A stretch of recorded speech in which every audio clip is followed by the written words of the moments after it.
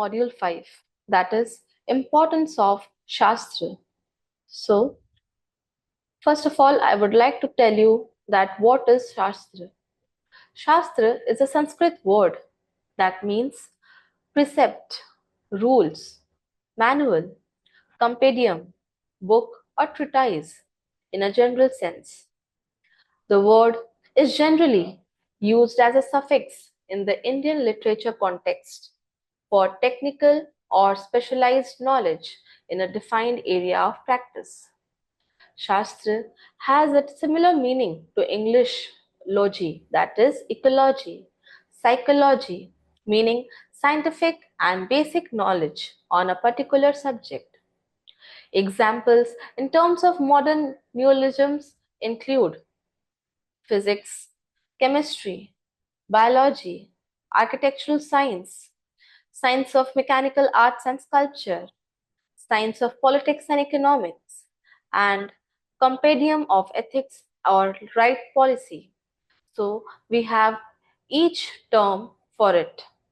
In Western literature, Shastra is sometimes spelled as Shastra, reflecting a misunderstanding of the IAST symbols, that is S, which corresponds to the English sh, sh. Shastra is commonly refers to the treatise or text on a specific field of knowledge. In early Vedic literature, the word refers to an precept, rule, teaching, ritual instructions, or direction. In late and post-Vedic literature of Hinduism, Shastra referred to any treatise, book, or instrument of teaching, any manual or compendium on any subject in any field of knowledge, including religious. It is often a suffix added to the subject of the treatise, such as Yoga Shastra, Nyaya Shastra, Dharma Shastra, Kama Shastra, Moksha Shastra, Artha Shastra, Alankara Shastra, Kavya Shastra, Sangita Shastra, Natya Shastra, and in Buddhism, a Shastra is often a commentary written at a later date to explain an earlier scripture or sutra. For example, Yungtan Lin says that a text written by him and not given by Buddha cannot be called as sutra. It is called as a Shastra. In Buddhism, Buddhists are allowed to offer their thesis on long as they are consistent with the Shastra, and those are called Shastras. In Jainism, the term means the same as Hinduism. An example of Jaina Shastra is the 12th century Yoga Shastra of Himchandraya.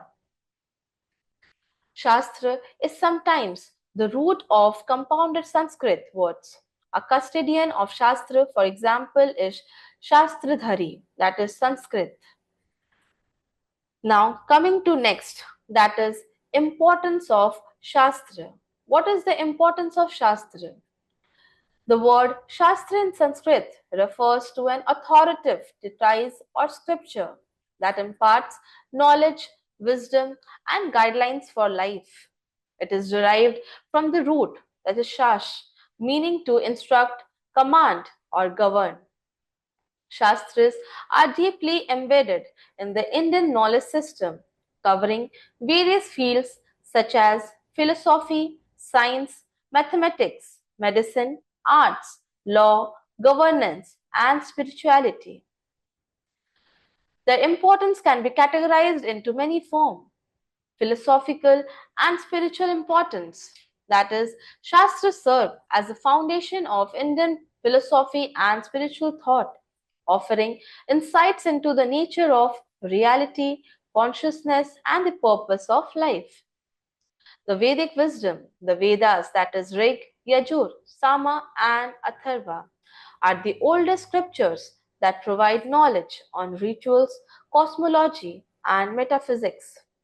The Upanishads, that is Vedanta, explore deep philosophical concepts like Brahman, supreme reality, Atman, that is soul, and Moksha, that is liberation. The Bhagavad Gita, part of the Mahabharata, provides teaching on dharma, that is duty, bhakti, that is devotion, and jnana, that is knowledge. Next, we have the darshanas, that is school of Indian philosophy. That is the six major darshanas are Nyaya, that is logic and reasoning. Vaishashika, that is atomic theory and metaphysics. Samkhya, that is dualistic view of nature and consciousness. Yoga, spiritual discipline for self-realization. Purva Mimamsa, that is ritualistic interpretation of the Vedas. Vedanta, that is philosophical teachings on non-duality and the self. Next, we have scientific and technological contribution. Shastra are not just religious texts but also include scientific treatises that contributed significantly to the global knowledge. For example, mathematics and astronomy. Aryabhatiya by Aryabhat introduces the concept of zero and planetary motion. Lilavati by Bhaskara discusses arithmetic and algebra and geometry. Surya Siddhanta provides an astronomical calculation and planetary models. Next, we have medicine and health, that is in Ayurveda. Charaka Samhita by Charaka is a foundational text in Ayurveda covering diagnosis, treatment, and prevention of diseases. Shushruta Samhita by Shushruta describes the surgical techniques including plastic surgery and cataract removal. We have metallurgy and alchemy, that is Rasha Shastra. Ancient texts discuss metal purification, extraction, and transforming base metal into gold. India's expertise in metallurgy is seen in structures like the iron pillar of Delhi, which has not rusted over for 1600 years. Engineering and architecture, that is Vastu Shastra, provides principle for town planning, temple architecture, and house construction. The Konark Sun Temple are prime example of Vastu-based architecture. Next, we have arts and cultural significance. Shastra played a crucial role in developing India's rich artistic heritage. For example, performing arts, that is Natya Shastra. Natya Shastra by Bharata is the foundational text on drama, music, and dance. It defines various rasas, that is emotions, and bhavas, that is expression, in performing arts. Influence dance forms like Bharatnatyam, Kathak, and Odissi. We have Sangeet Shastra, that is music. Ancient texts classified Indian classical music into ragas and talas. Datilam, Sangeetam, and Natya Shastra provides key insights into melody and rhythm. We have Alankara Shastra, that is literature and poetry, prescribes the art of aesthetic and poetic ornamentation, influenced work of great poets like Kalidas, Tulsidas, and Valmiki. We have legal and political framework. Shastras contributed significantly to the governance, administration, and law making. Law and justice, that is Dharma Shastra, outlines the principle of justice, proper rights, and punishment. This text influenced India's traditional legal system. We have Arthashastra, that is politics and economics. Kautilya Shastra provides guidelines on governance, economics, diplomacy, and military strategy. And it also describes taxation, statecraft, and appanage system. Next, we have environmental and sustainable practices. So, in this, Shastra also contains ancient wisdom on environmental conservation and sustainable living. We have science of plants, that is Vrisha Ayurveda, in which details about agriculture, herbal medicines, and afforestation. It encourages planting of sacred trees like peepal and neem for environmental balance. We have cow science. Gau Shastra highlights the importance of cow in agriculture, dairy, and medicine. Discusses Panchgaya, that is cow derived product for medicinal and agricultural use. We have water management for Jal Shastra, in which it explains the construction of step wells, reservoirs, and irrigation techniques.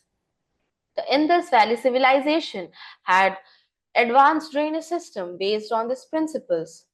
Next, we have psychological and mental well-being. Shastra provides techniques for mental and emotional balance, that is, Yoga Shastra and Ayurveda and mental health. In Yoga Shastra, Patanjali's Yoga Shastra described the Ashtanga Yoga, that is, eightfold path for self-discipline and alignment. Ayurveda and mental health, in which Ayurveda classifies mental disorders and prescribes holistic treatments. Herbs like Brahmi and Ashwagandha helps in stress relief and cognitive enhancement. We have influence on modern science and global knowledge, in which many modern scientific discoveries have roots in ancient Indian Shastra. Concepts from Indian mathematics, medicine, yoga, and metallurgy have been adapted worldwide. Now, coming to the next slide, that is Sutra. Sutras are another genre of Indian text that emerged in the first millennium BCE, particularly after the 600 BCE. Sutra, literally binding thread, denotes a type of literary composition distinct from Shastra. In Sanskrit, Sutra typically referred to one or more aphorisms. Hence, Sutra are short, aphoristic, and evocative statement. In contrast, a Shastra is typically longer, with more detail and explanation. An example of Sutra is Patanjali's Yoga Shastra, that is considered a classical Hindu treatise, while an example of Shastra is Hemachandra's Yoga Shastra, considered a classical Shvetambara Jain treatise, both on yoga. Shastra and Sutras are among the numerous other genres of literature that have survived from ancient to medieval India. Other genres include Vedas, Upanishads, Vedangas, Lithas, Puranas, Bhasyas, and Shubhashitas. The major Shastras are Vastu Shastra. Next, we have Vaimanika Shastra, Dharma Shastra, Kama Shastra, Yoga Vaishistha, Mokshopaya, Artha Shastra, Natya Shastra, Surya Siddhanta. Next, we have Samudrika Shastra, Shilpa Shastra. So, one by one, we will go on to that is Vastu Shastra. So, originating in ancient India, Vastu Shastra, Sanskrit, that is Vastu Shastra, literally science of architecture, is a traditional Hindu system of architecture based on ancient texts that describes principle of design, layout, measurements, ground preparation, space arrangement, and spatial geometry. The designs aim to integrate architecture with nature, the relative function of various parts of the structure, and ancient beliefs utilizing geometric patterns, that is, yantra, symmetry, and directional alignments. Vastu Shastra are textual part of Vastu Vidya, the broader knowledge about the architecture and design theories from ancient India. Vastuvidya is a collection of ideas and concepts with or without the support of layout diagrams that are not rigid. Rather, these ideas and concepts are models for the organization of space and form within a building or collection of buildings based on their functions in relation to each other, their usage, and the overall fabric of the Vastu. Ancient Vastu Shastric principles include those for the design of mandir, that is Hindu temples, and the principles for the design and layout of houses, towns, cities, gardens, roads, waterworks, shops, and other public areas.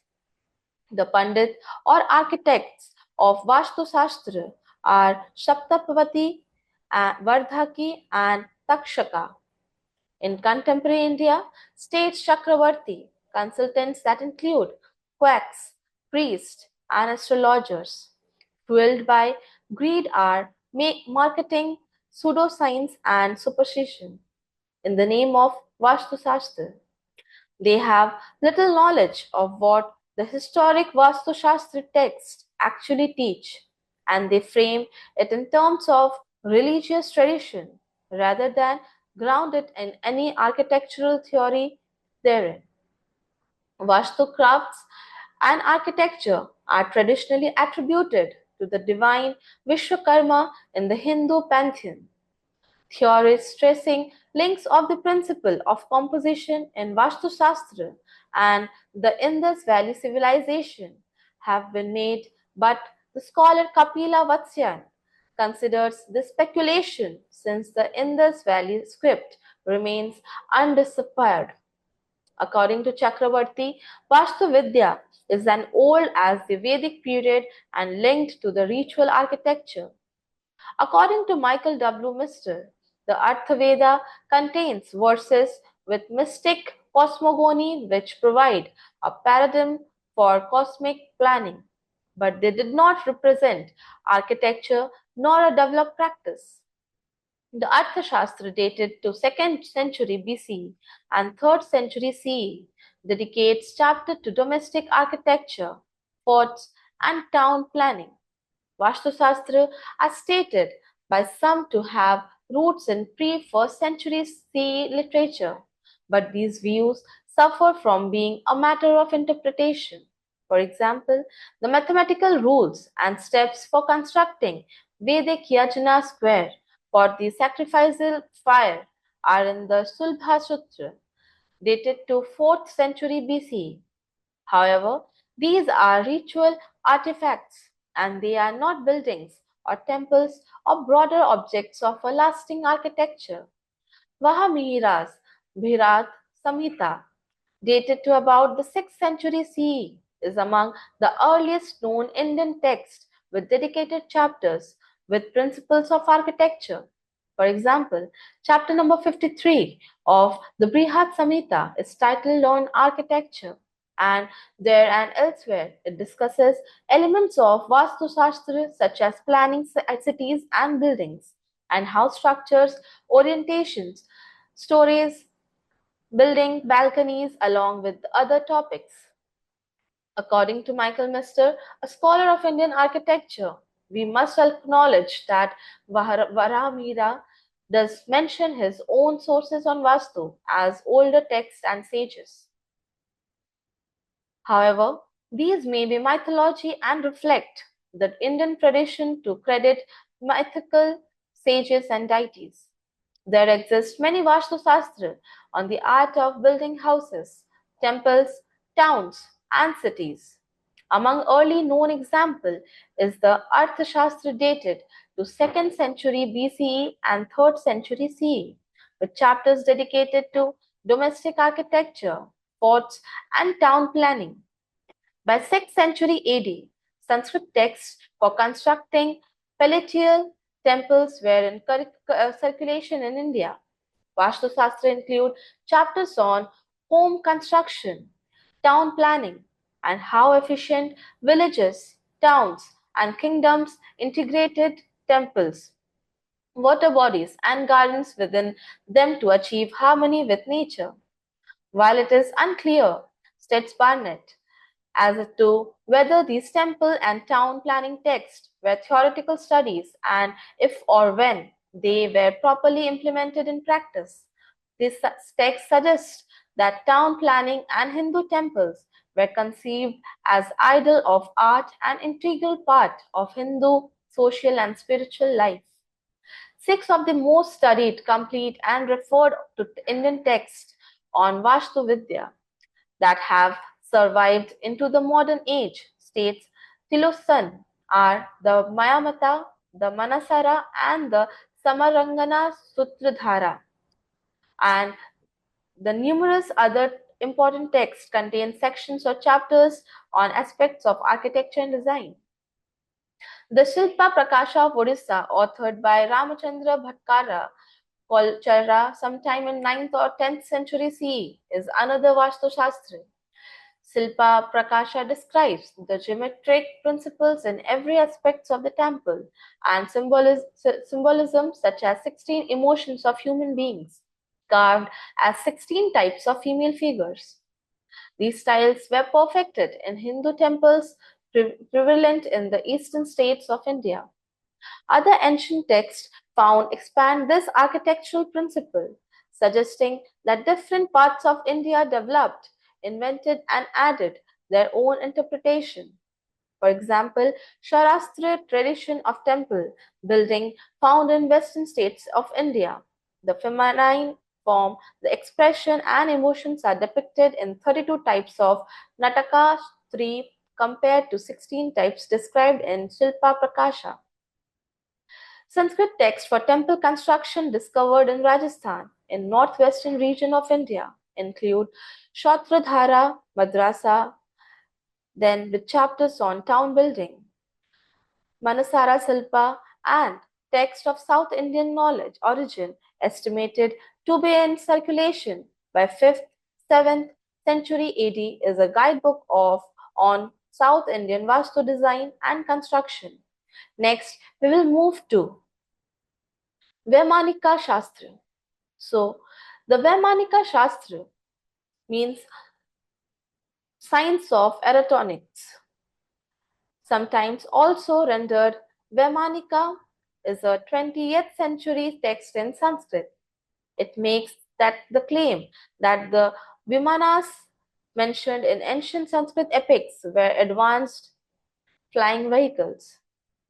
The existence of the text was revealed in 1952 by G.R. Josier, who asserted that it was written by Pandit Subhraya Shastri, dated 1866 to 1940, who dictated it during the years 1918 to 1923.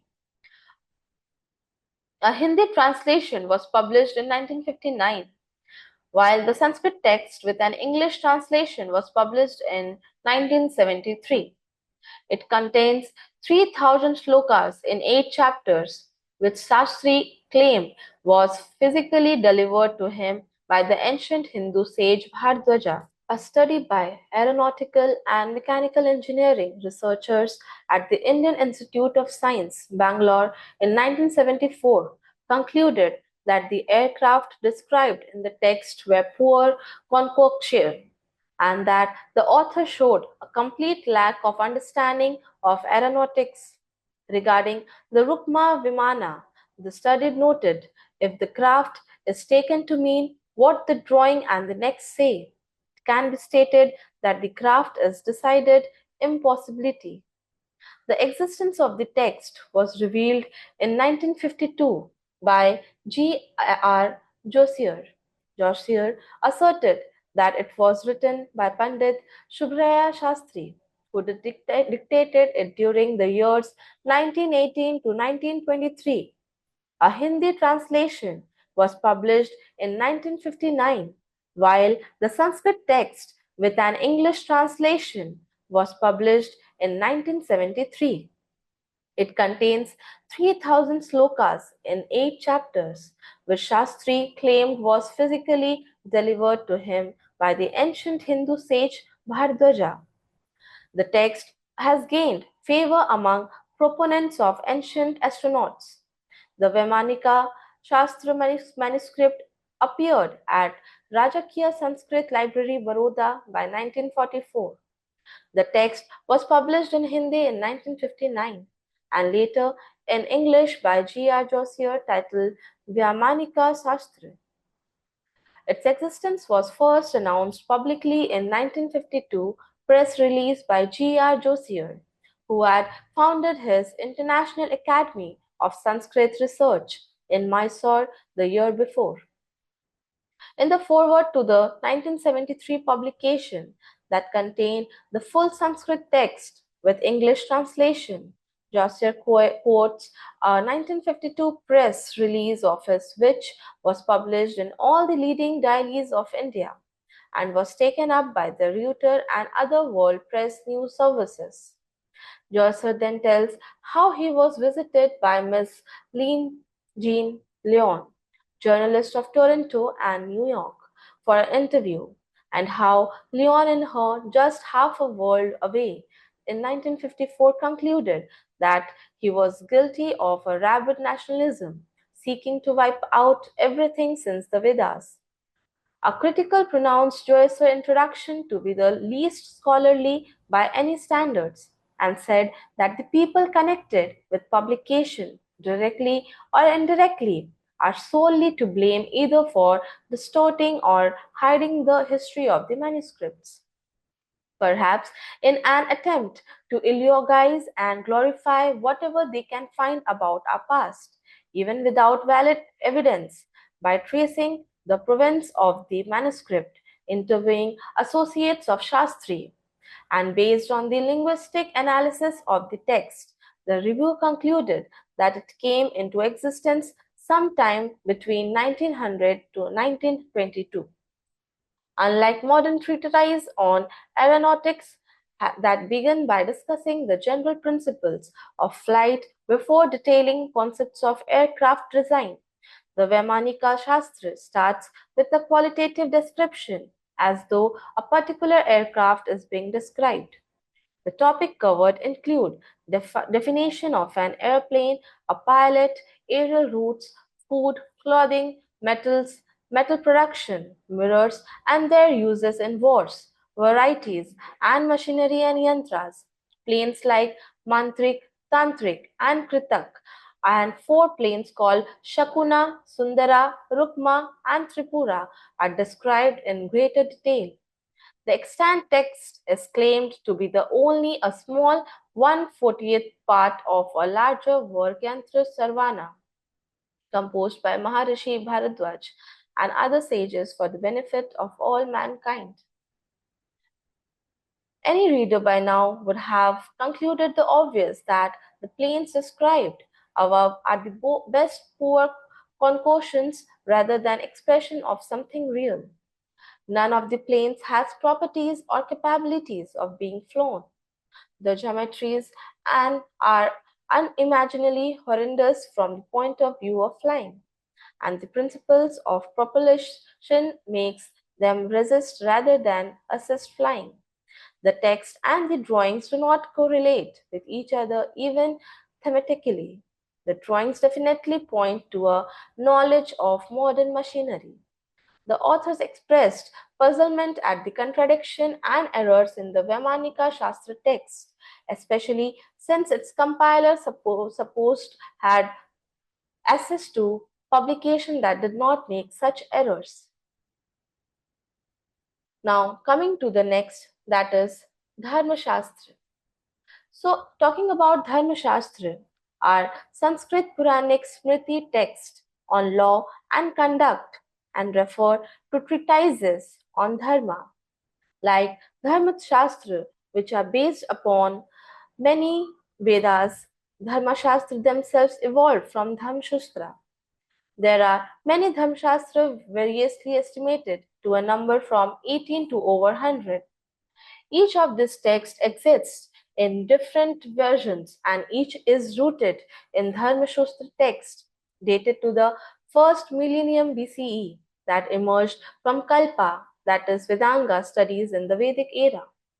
The textual corpus of Dharmashastra were composed in poetic verse and are a part of Hindu Smritis, constituting divergent commentaries and treatises on ethics, particularly duties and responsibilities to oneself and family, as well as those required as a member of society. The texts include discussions of ashrama, stages of life, varna, that is social classes, purushartha, proper goals of life, personal virtues and duties such as ahimsa, non-violence against all living beings, rules of just war, and other topics. Dharmashastra became influential in modern colonial India history when they were formulated by early British colonial administrators to be the law of the land for all other Muslims.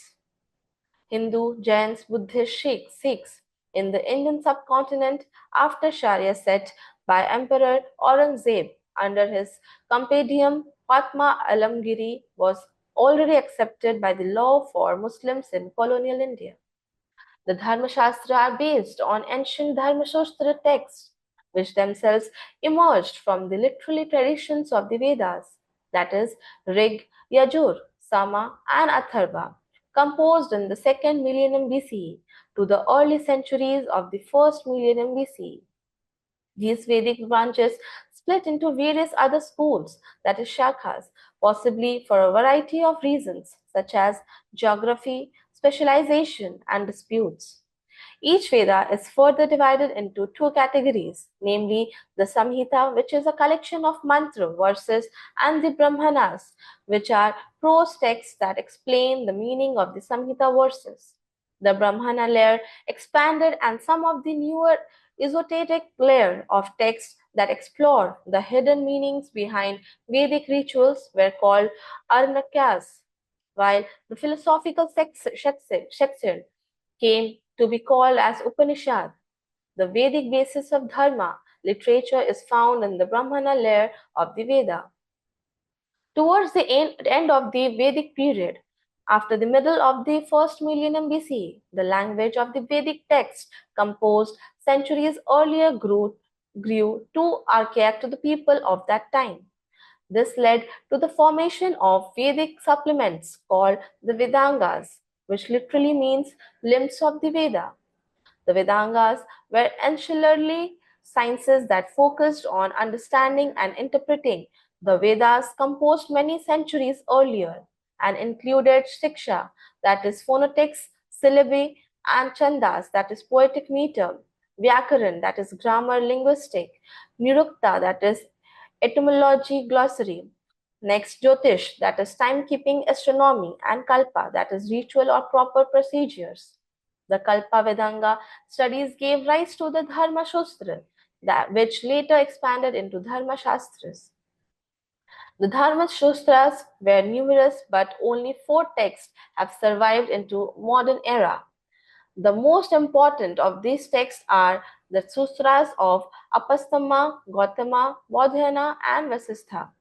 These extant texts cite writers and refers opinion of 17 authorities, implying that a rich Dharmashastra tradition existed prior to when these texts were composed. The extant Dharmashastra are written in concise sutra format with a very terse and complete sentence structure which are difficult to understand and leave much to the reader to interpret. The Dharma Shastra are derivative works on the Dharma Shastra using a shloka, that is 4 8 syllabi verses style chandas poetry, which are relatively clear. The Dharma Shastra can be called the guidebook of Dharma as they contain guidelines for individual and social behavior, ethical norms, as well as personal, civil, and criminal law. They discuss the duties and rights of the people at different stages of life, like studenthood, householdership, retirement, and renunciation. These stages are also called ashrams. They also discuss the rights and the duties of a king, judicial matters, and personal law, such as matters relating to marriage and inheritance. However, Dharma Shastra typically did not deal with rituals and ceremonies, a topic that was covered in the Shastra and Griha Sustra's text of the Kalpa. The hymns of the Rig Veda are one of the most earliest texts composed in verse. The Brahmana, which belongs to the Middle Vedic period, followed by the Vedanga, are composed in prose. The basic texts are composed in a aprosic style known as Sutra, which literally means thread on which each aphorism is strung like a pearl. The Dharma Shastra are composed in Shastra style and were part of a larger compilation of text called the Kalpashastra, which give an aphoristic description of the rituals, ceremonies, and proper procedures. The Kalpashastra contains three sections, namely the which with Vedic ceremonies, Griha Shastra, which deal with the rites of passage rituals and domestic matters, and Dharma Shastra, which deal with the proper procedures in one's life. The Dharma Shastra of Apastama and Bodhyana form a part of larger Kalpa Shastra text, all of which has survived into a modern era. The Shastra tradition ended around the beginning of the Common Era and was followed by the poetic verse style called the Shloka. The style was used to compose the Dharma Shastras such as Manusmriti, the Hindu epic, and the Puranas. About 20 Dharma Shastra are known, some surviving into the modern era, just as fragments of their original. Four Dharma Shastras have been translated into English, and most remain in manuscripts. All carry the names of their authors, but it is still difficult to determine who these real authors were. The Dharma Shastra of Apastama and Bodhyana form a part of Kalpa Shastra, but it is not easy to establish whether they were historical authors of this text or whether these texts were composed within the certain institution attributed to their names. Moreover, Gautama and Vasishtha are ancient sages related to specific Vedic schools, and therefore it is hard to say whether they were historical authors of this text. Now, coming to next, that is Kama Shastra. A sage, Swetaketu, produced a work too vast to be accessible. A scholar called Bhabravaya, together with his group of disciples, produced a summary of Shwetaketu's summary, which nonetheless remained a huge and tome. Between the 3rd and 1st century BC, several authors reproduced different parts of Bhabravaya work in various specialist treatises. Among the author, those whose names are known as Charanya, Ghotakamukha, Gonardiya, Gonikaputra, Suvarnabhava, and Dattaka. However, the oldest available text on this subject is Kamashastras, ascribed to Vatsasyana, who is often erroneously called Malanga Yashodhara in his commentary on the Kama Sutra, attributes the origin of erotic science to Malangana, the prophet of Asuras, implying that the Kama Sutra originated in prehistoric time. The attribution of the name Malangnaga is birth date is not accurately known, but he must have lived earlier than the 7th century since he is referred by Subandhu in his poem Vasaviddata. Next we have Yoga Vasistha. Vasistha Yoga Samhita, also known as Maharamayana, Arsha Ramayana, Vasistha Ramayana, Yoga Vasistha Ramayana, and Janana Vasistha, is a historical, popular, and influential syncretic philosophical text of Hinduism, dated to the 6th CE or 7th CE.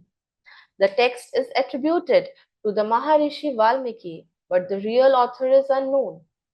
It is named after sage Vasistha, who is mentioned and revered in the 7th book of the Rig Veda.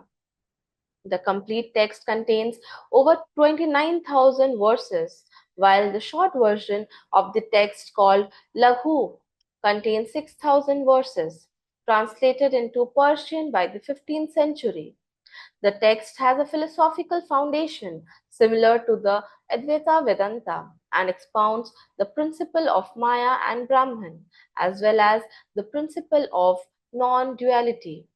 And its discussion of yoga, the text is structured as a discourse of sage Vasistha to Prince Rama and consists of 6 books describing the search for liberation through self effort and meditation, and presenting cosmology and metaphysical teachings of existence embedded in stories and fables. The name Vasishta in the title of the text refers to the Rishi Vasishta. The term yoga in the text refers to the underlying yogic theme in stories and dialogues, and the term is used in the generic sense to include all forms of yoga in the pursuit of liberation in the style of Bhagavad Gita. The long version of text is called Brihat Yoga Vasishtha, wherein Brihat means great or large. The short version of the text is called Laghu Yoga Vasishtha, wherein Laghu means short or small. The longer version is also referred to simply as Yoga Vasistha and by numerous other names such as Vasistha Ramayana. The date or century of the text composition or compilation is unknown and variously estimated from the content and references it makes to other literature. Other schools of Indian philosophies. Scholars agree that the surviving edition of the text were composed in the Common Era, but disagree whether it was complete in the first millennium or second. Estimates range state chapel from as early as the 6th or 7th century to as late as the 14th century. The surviving texts mention schools of Buddhism by name, suggesting that the corresponding sections were composed after those schools were established or about 5th century. The translation or version of the text in 114 to 15th century into Persian has been the basis of the other limit among scholars such as Farquhar in 1922. Etheria in 1935 suggested that the text must have preceded Gaudapada and Adi Sankara because it does not use their terminology but does mention many Buddhist terms. Dasgupta, a contemporary of Atriya, states that the text includes verses of earlier texts such as its 11116.50 is identical to one profound in Kalidas. Thus, the text must be placed after the 5th century. Dasgupta adds the philosophy and the ideas presented in Yoga Vasistha mirror those found in Advaita Vedanta of Adi Sankara, but neither mention the other. Menkar states that Yoga Vasistha probably evolved over time. The first work, states Menkar, was the original ancient work of Vasistha that was an Upanishad with Brahminical ideas, a work that is lost. The text suggests Menkar was expanded into Mokshpaya in or after 6th century, which is now commonly known as Laghu Yogovasti. The Laghu shorter version was then expanded into the full edition over time in the centuries that followed the completion of Laghu Yogovistha. The syncretic incorporation of Buddhism, Jainism, and Hinduism ideas happened in the Laghu Yogovasistha edition. State Menkar, while ideas from Kashmiri Shaivism, particularly the Trika school, were added to the growing version by the 12th century. Similar serial expansion, revision, and interpolation is typical in Indian literature. Peter Thomi had published additional evidence in support Menkar's theory on Yoga Vasistha chronology. Though Yoga Vasistha is traditionally contributed to Maharishi Valmiki, the author of the Ramayana. However, the scholars are uncertain about the exact authorship and date of composition. It is likely that the text evolved over several centuries, starting as an ancient Upanishadic work and expanding into the Mokshpaya in the 6th century. The text reached its current from between 10th to and 14th century, incorporating influences from various Indian philosophical traditions, including Buddhism, Jainism, and Kashmiri Shaivism. Next, we will go to Mokshpaya. Now, what is Mokshpaya? Now, Mokshpaya is a Sanskrit philosophical text on salvation for ascetic written on Pradyumna Hill in Srinagar in the 10th century. It has the form of a public sermon and claim human authorship and contains about 30,000 slokas, making it longer than the Ramayana. The main part of the text forms a dialogue between Vasishtha and Rama, interchanged with the numerous short stories and anecdotes to illustrate the content. This text was later, 11th to 14th century, expanded which resulted in Yoga Vasistha. The text of the Mokshpaya shows that the unique philosophy has been created by the author. It taught a monism, that is Advaita, that is different from Advaita Vedanta. It makes use of the darshanas in an inclusive way. The text teaches that recognition that cognitive objects are non existent leads to ultimate detachment, which causes an attitude of dispassion and non involvement with worldly things and matters, though still fulfilling one's daily duties and activities. It is only by one's own effort that the can be liberated from the bond of existence. For one who knows the reality, the fate does not mean anything. Something like fate does not exist and has accordingly no consequences at all. The three stages of liberation is available for everyone, no matter their sex, caste, or education, as long as one uses reason and maintains an active life in this world. To reach this liberation, one has to go three stages: rational thinking and discernment, true understanding, and detachment. Visara especially involves knowledge that the world is non existent. Jnana is the true understanding of the Atman as the ultimate reality, due to which one loses ahamkar. The last stage of Vairagya is dispassionate and without a cause. The Mokshpaya project, supervised by Professor Walter Slage at the Martin Luther University of Wittenberg in Germany, is currently working on critical edition of Mokshpaya. The project is embedded in the Center of Research in the Historiography and Intellectual Culture of Kashmir under the patronage of the Academy of Science and Literature. Now coming to next, that is Arthashastra. Arthashastra, Kautilya's Arthashastra, is an ancient Indian Sanskrit treatise on statecraft, politics, economic policy, and military strategy. This text is likely the work of several authors over centuries, starting as a compilation of Arthashastra, text which, according to Olville, date from 2nd BCE to 1st BCE. Those treatises were compiled and amended in a new treatise, according to Encyclish and Oliville, in the 1st century CE by either an anonymous author or Kautilya, though either earlier and later dates have been also proposed. While often regarded as created by a single author, argue that this compilation, possibly titled Dandaniti, served as the basis of a major expansion and redaction in the 2nd or 3rd century CE by either Kautilya or an anonymous author, when several books, dialogical comments, and the chapter division were added. A strong Brahminical ideology was brought in. The text thus became a proper Arthashastra and was retitled to Kautilya's Arthashastra.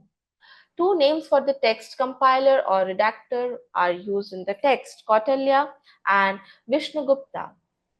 Chanakya, dated 375 to 283 BC, the counselor of Chandragupta Maurya, is implied in a later interpolation reinforced by Gupta era and medieval tradition, which explicitly identify the Kautilya with Chanakya. This identification started during the Gupta reign, strengthening the Gupta's ideological and presentation as heirs of the Mauryas. Early on, the identification has been questioned by the scholarship and rejected by the main studies on the topic since 1965 because of the stylistic differences within the text, which points to multiple authorship. and historical elements which are within the text which points to multiple authorship, and historical elements which are of the modern period but fit in the first centuries of the Common Era. The Arthashastra was influential until the 12th century when it disappeared. It was rediscovered in 1905 by R.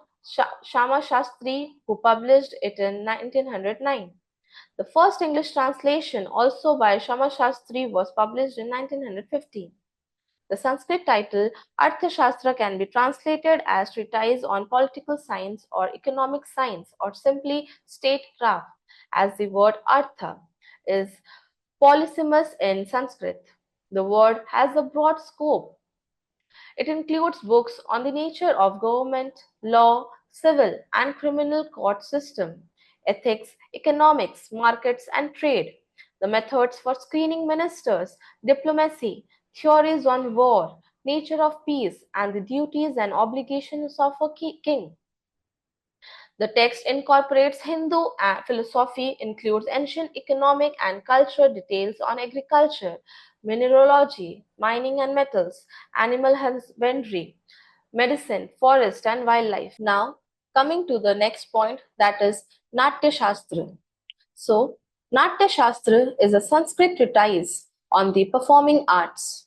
The text is attributed to sage Bharata, and its first complete compilation is dated to between 200 BCE and 200 CE, but estimates vary between 500 BCE and 500 CE. The text consists of 36 chapters with a cumulative total of 6,000 poetic verses describing performance arts.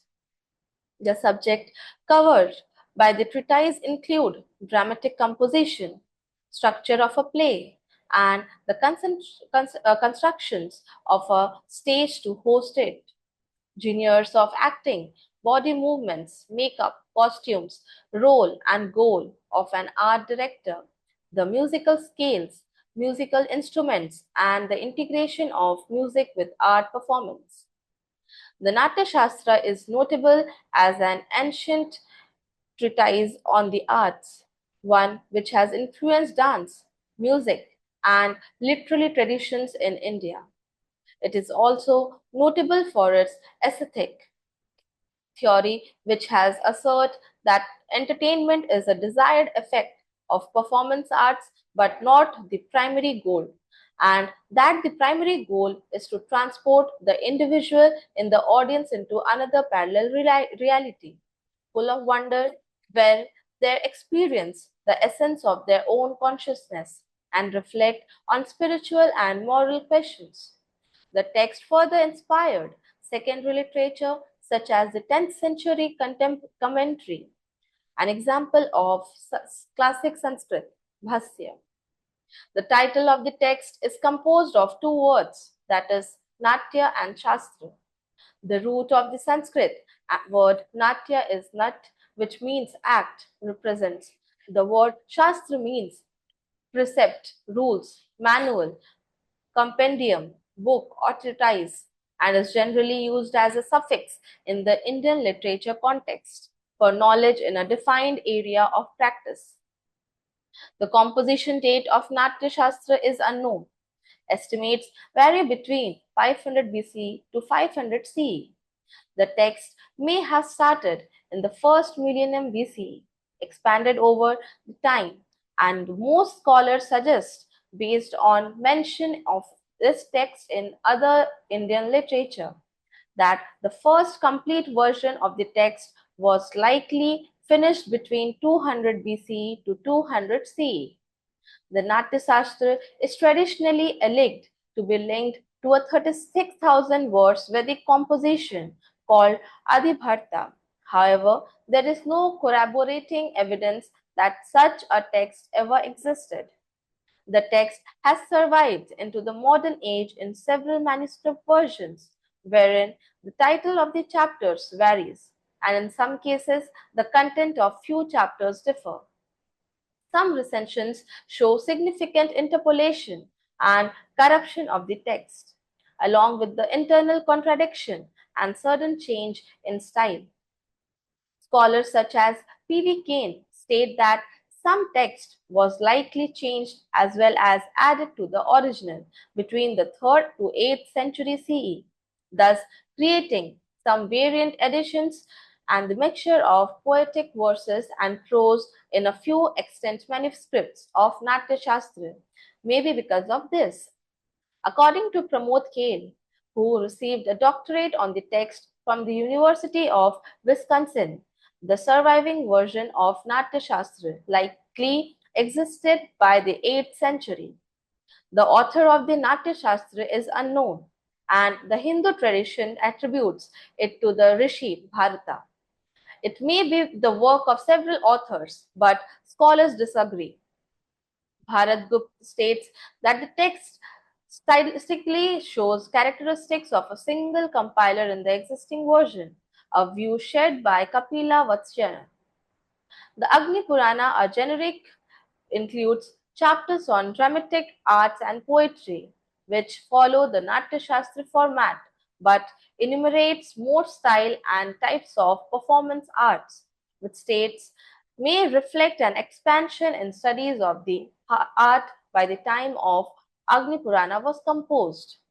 The Natya Shastra is the oldest surviving ancient Indian work on performance arts. The root of the text extend at least as far as back as the Nat Sutras, dated to around the mid-1st millennium BCE. The Nata Sutras are mentioned in the text of Panini, the sage who wrote the classic on Sanskrit grammar and who is dated to about 500 BCE. This performance arts related to Sutra text is mentioned in other late Vedic texts, as are two scholars named Shilanin and Krishnashwa, credited to the pioneers in the studies of ancient drama, singing, dance, and Sanskrit compositions for these arts. The Natya Shastra refers to drama performers as Shailanyas, likely because they were the known at the time of the text was written, a name derived from the legacy of the Vedic sage Silalin, credited with Natashutras. According to Royal, a professor of music specializing on classical Indian music, the earliest Indian artist thought included three arts: syllabic recital, mellows, and dance, as well as two musical genres: Gandharva, the formal composed music, and Gana, the informal entertainment music. The Gandharvas also implied celestial, divine associations, while the Gana was free from art and included singing.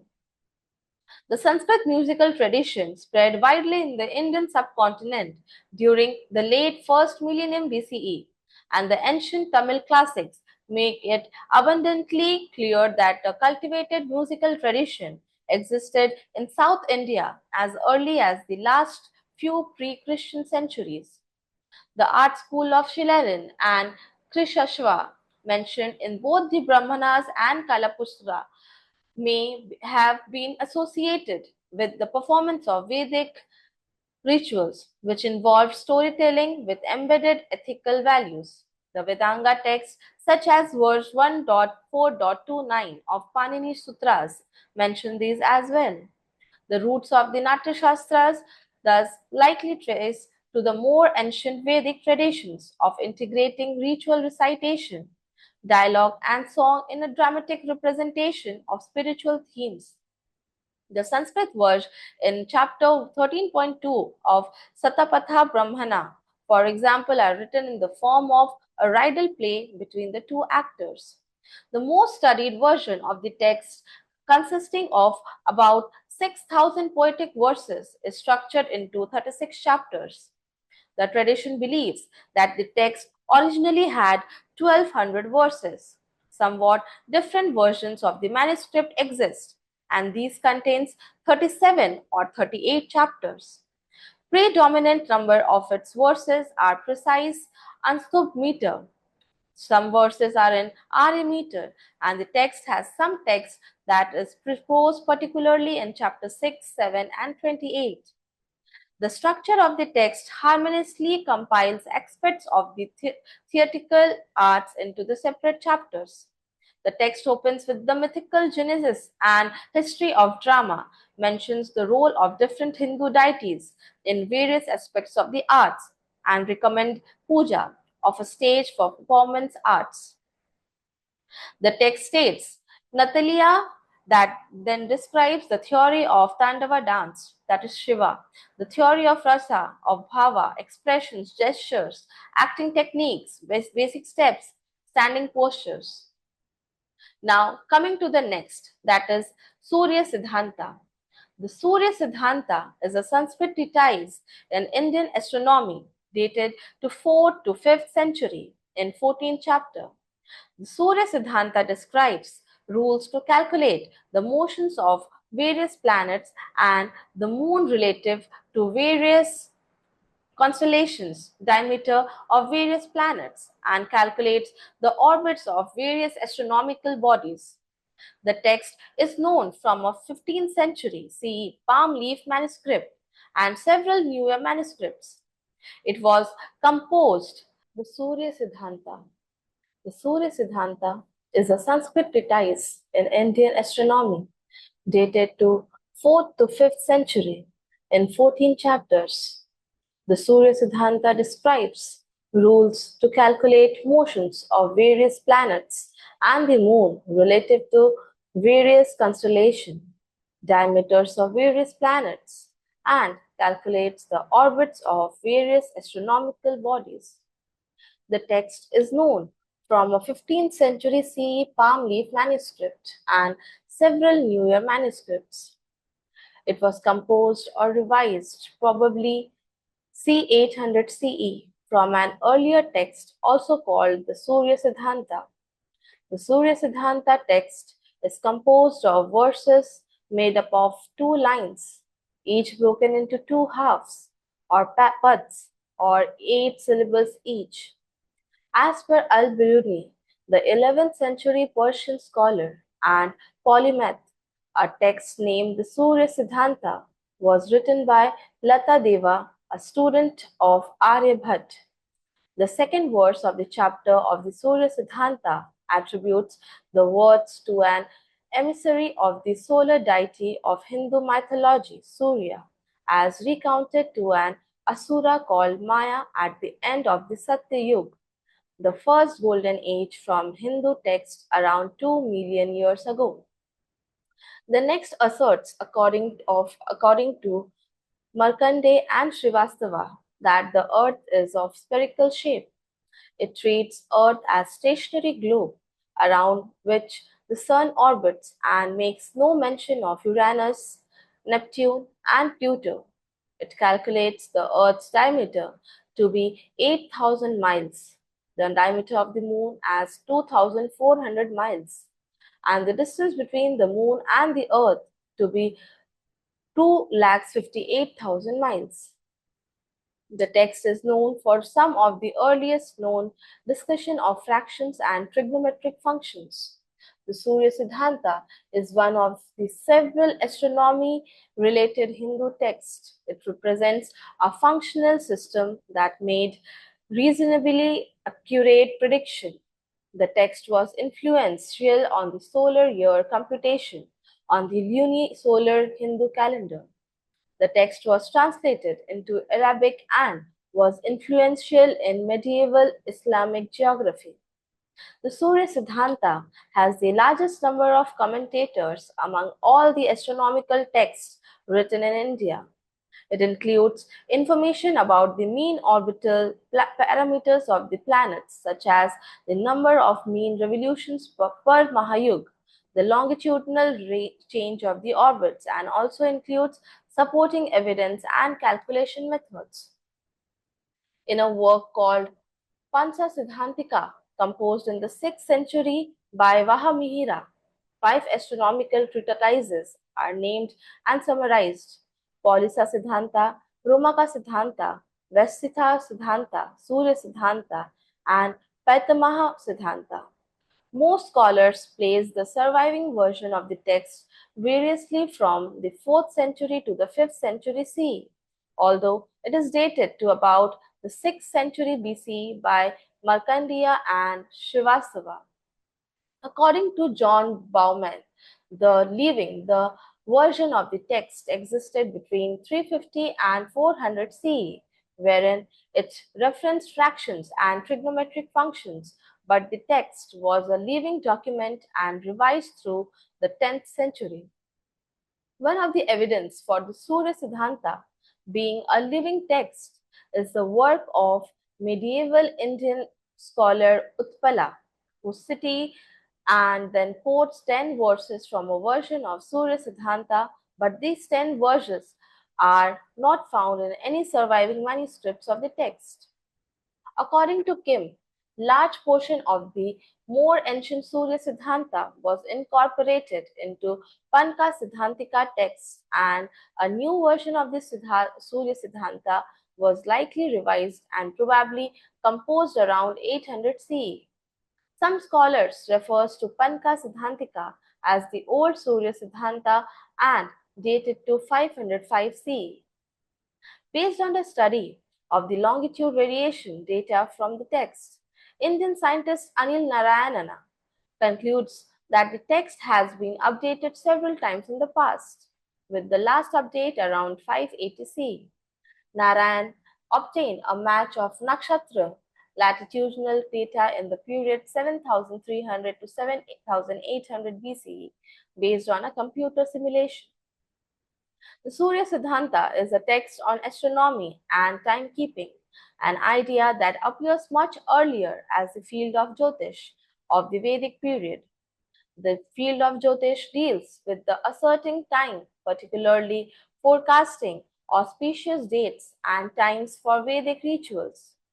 Vedic sacrifices states that the ancient Vedic text describes four measures of time: savana, solar, lunar, and sidereal, as well as the 27 constellation using taras, that is stars. According to mathematician and classicist David, in the Hindu text Arthaveda, the idea already appears of 28 constellation and movement of astronomical bodies. According to Pingree, the influence may have followed the following initially, then follow into India after the arrival of Dauris and the conquest of the Indus Valley about 500 BCE.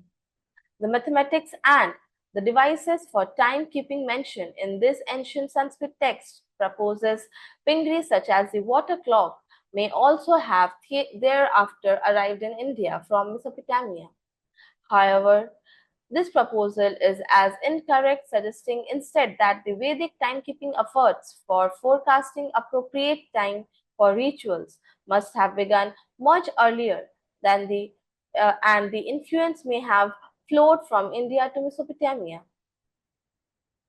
Kim states that while a flow of timekeeping ideas from either side is plausible, each may have instead developed independently because the lone words typically seen when ideas migrate are missing on both the sides as far as words for various time intervals and techniques. Next, we will come to the next point, that is Samudrika Shastra. What is Samudrika Shastra?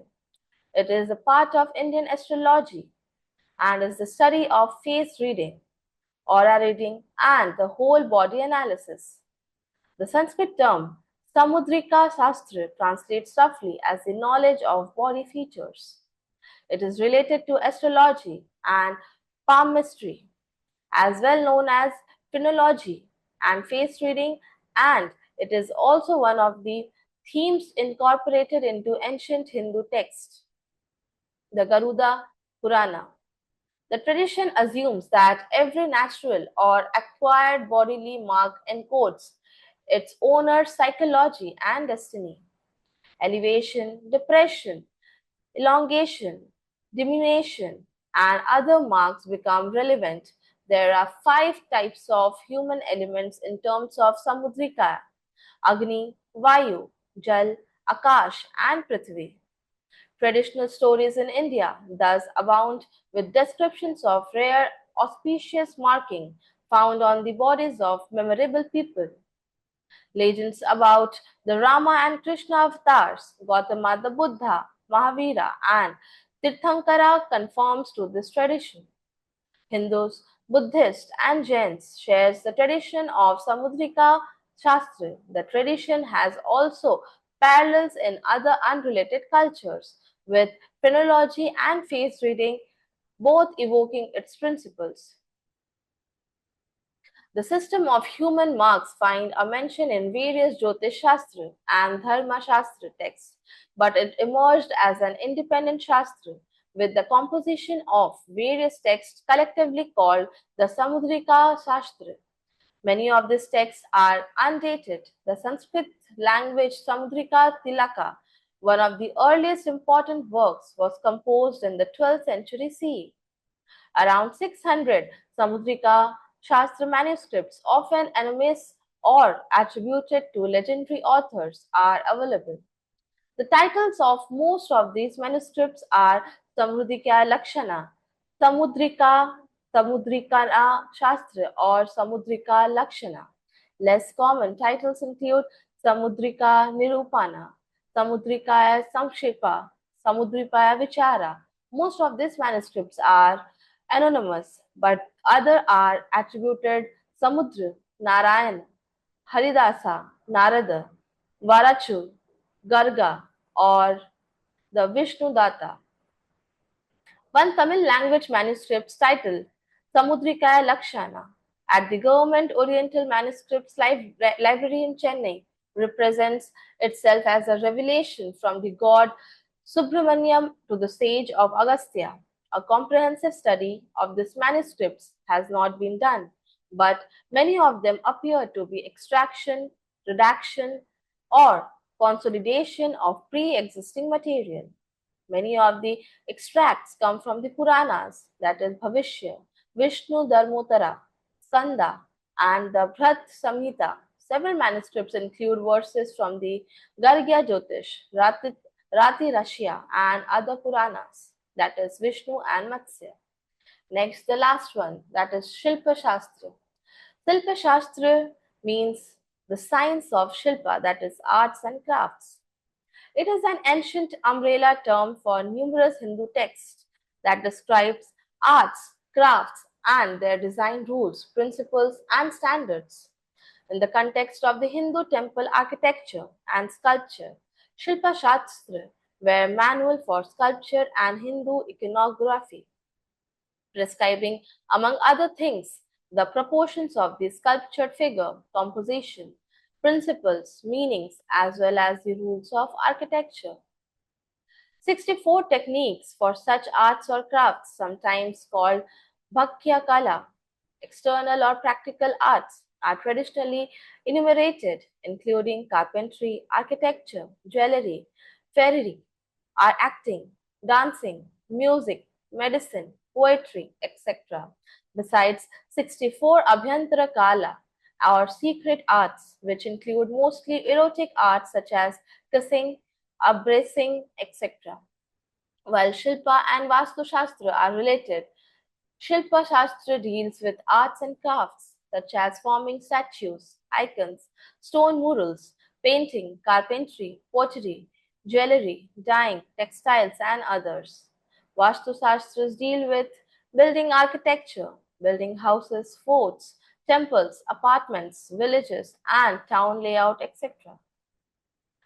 The meaning of Shilpa, according to Stela, is complex. She writes that it consists of art, skill, craft, labor, ingenuity, rite, and ritual, form and creation.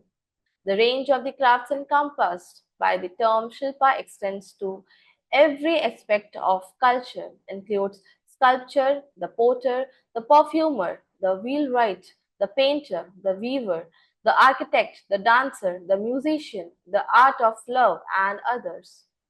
Ancient Indian text asserts that the number of arts is unlimited. They deploy 64 kala and 32 vidyas. Shilpa is discussed in Agamas, Puranas, and Vastu Shastra, where it is linked in the mythology of Vishwakarma. Thank you.